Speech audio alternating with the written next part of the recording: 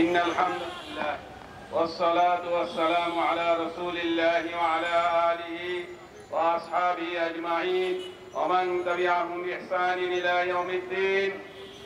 12 দলীয় জোট আয়োজিত আজকের এই বিক্ষোভ সমাবেশের সম্মানিত সভাপতি, 12 দলীয় জোটের মুখপাত্র জনাব শাহাদাত হোসেন সেলিম, আজকের প্রধান অতিথি 12 দলীয় জোটের প্রধান জাতীয় পার্টির চেয়ারম্যান সাবেক মন্ত্রী 69 গণ অভ্যুত্থানের মহানায়ক জনাব মুস্তফা জামাল হায়দার, 12 দলীয় জোটের সমন্বয়ক জনাব এহসান হুলেদা সহ 12 দলীয় জোটের অন্যান্য শীর্ষ নেতৃবৃন্দ, লেবার পার্টির চেয়ারম্যান, কল্যাণ পার্টির চেয়ারম্যান, ইসলামী ঐক্য জোটের মহাসচিব সহ অন্যান্য নেতৃবৃন্দ ও আজকের সংগ্রামী সহযোদ্ধারা, আসলে ষড়যন্ত্র, নির্বাচন যত বিলম্ব হবে ষড়যন্ত্র ততই হইতে থাকবে।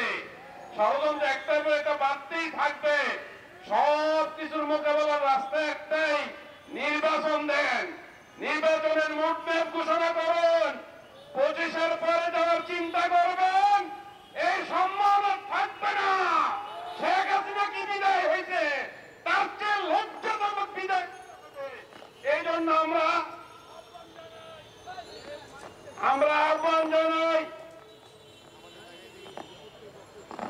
আহ্বান জানাচ্ছি, নির্বাচনের রোডম্যাপ ঘোষণা করুন। আর এই গত কয়েকদিন আগে ওনারা এখানে আওয়ামী লীগের নেতাদেরকে প্রতিষ্ঠার জন্য কাউন্সিলর প্রতিষ্ঠার পুনর্বাসনের সমাবেশ করেন, আগুন নিয়ে খেলেন। আগুন যখন জ্বলবে তত আপনারাই পুড়বেন, জনগণ কিন্তু আপনাদেরকে ছাড়বে না।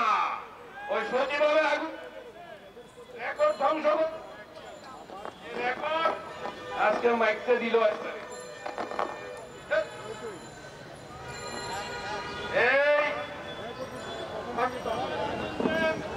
আর যত রকমের নাটকই করেন, কোন নাটকে কিন্তু রাস্তা বন্ধ করতে পারবেন না।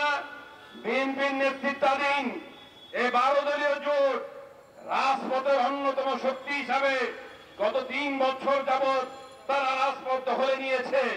এর আগে তারা সরাসরি বিএনপির নেতৃত্বাধীন 20 দলীয় জোটে ছিলাম আমরা।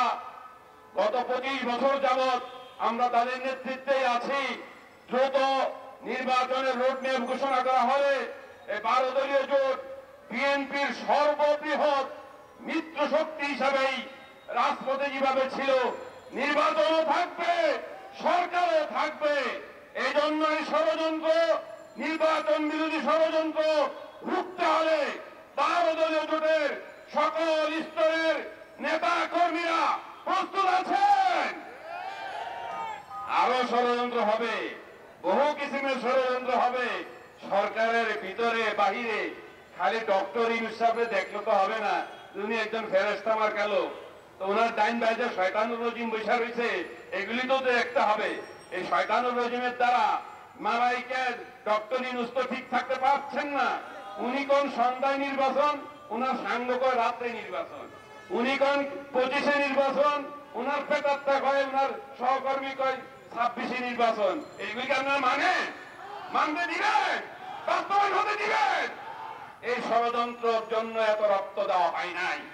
গত 17টি বছর এই 12 দলীয় জোট সহ বিএনপির নেতৃত্বাধীন যারা গত এই 17 বছর আন্দোলন সংগ্রাম করলো, এর মধ্য থেকে কিছু দল কিন্তু নির্বাচনে যাওয়ার জন্য বাগে ভালো মানুষ পায় নাই রুটি হালুয়া, এই জন্য ওনারা ঠেকাই করে নির্বাচনের বাইরে ছিলেন।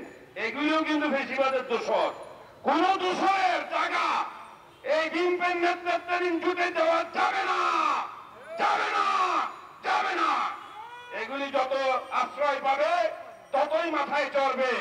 আর ওই যে সচিবালয়ে বৈশা বৈশা হাসিনার লোকেরা যেভাবে সুতা কাটার চেষ্টা করতেছে, ঠিক এভাবে বিএনপির ভিতরে ঢুইকা এভাবে ইঁদুরের মতো রাস্তা কাটবে।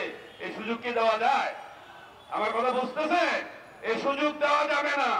আমাদের এখন একটাই লক্ষ্য, ইউনূস সাহেবের প্রতি আহ্বান। এই মানুষে বাজারে গেলে ওই 17 বছরের ঘটনাই মনে পড়ে। এখন আলুর দাম 60 টাকা। আলুর দাম যদি এই মুহূর্তে 60 টাকা হয়, তাহলে শেখ হাসিনার সময় থেকে ভালোই লোকই। এবং তরকারি যেগুলি কিনতে গেলে তেল, চাউলের দাম বাইরে গেছে, চাউলের মৌসুম, এখন চাউলের দাম বাইরে গেছে। এই ষড়যন্ত্রকারী কারা? এই বাণিজ্যিক সিন্ডিকেট কারা তাদেরকে বের করতে হবে, তাদেরকে কঠিন শাস্তির মোকাবেলা করতে হবে।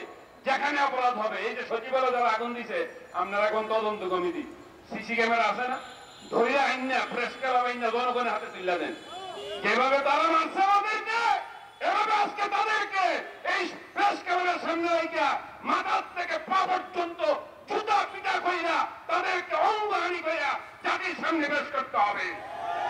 এছাড়া কোনো রাস্তা নেই। No way, no way. এখন আমাদের পিঠ দেয়ালে ঠেকে গেছে। আমরা নির্বাচনে ভোট দেওয়ার লেগে এত কষ্ট করলাম, কত মাইল খেলাম, কত উঠতেই যে আমাদের নেতারা এই হুদাবাই সহ হুদাবাইয়ের লাস্টে যখন ধরে নিল একটা জাতীয় নেতা, উনি কি আচরণ করছে জানেন? ঘরের চোরের চাকরের সাথে এমন আচরণ করে না, সব নেতাদের সাথে আচরণ করছে। তারা কারা? তাদেরকে ধরে আনেন। আর এই যে সরকার বললেন শেখ হাসিনার দেশে আনবেন, ফাঁসি দেওয়াবেন, ফাঁসি যদি দিতে পারেন তাহলে আবার জুলাইয়ের মতো সমর্থন পাবেন। আর যদি হাক ডাক দেন, এই হাক ডাক জনগণ চায় না। জনগণ চায় শেখ হাসিনার ফাঁসি, শেখ হাসিনার ফাঁসি, শেখ হাসিনার ফাঁসি। এই জন্য সামনের রাস্তাকে কুসুমাস্তীর্ণ করতে হলে, নিজেদের এই মেহনত মুজাহাদাকে অর্জন করতে হলে আমাদেরকে আবার ইস্পাত দৃঢ় লৌহ মানবের মতো রাজপথ দখলে রাখতে হবে। তাহলে আমরা অভিষ্ট লক্ষ্যে বুঝতে পারবো। যতদিন পর্যন্ত আমাদের যে কাঙ্ক্ষিত লক্ষ্য সুষ্ঠু, ফ্রি এন্ড ফেয়ার একটা নির্বাচন, জনগণ যাতে সিল মারতে পারে ভোটের মধ্যে, এই নির্বাচন পর্যন্ত রাজপথ ছাড়া হবে না, হবে না, হবে না। এবারেই আমি আমার বক্তব্য শেষ করছি। 12 দলীয় জোট বিএনপির প্রধান মিত্র শক্তি হিসাবে রাজপথে আছে, ছিল, থাকবে। নাসরুম মিনাল্লাহি ওয়া ফাতহুন করিম ওয়া বাশশিরিল মুমিনিন।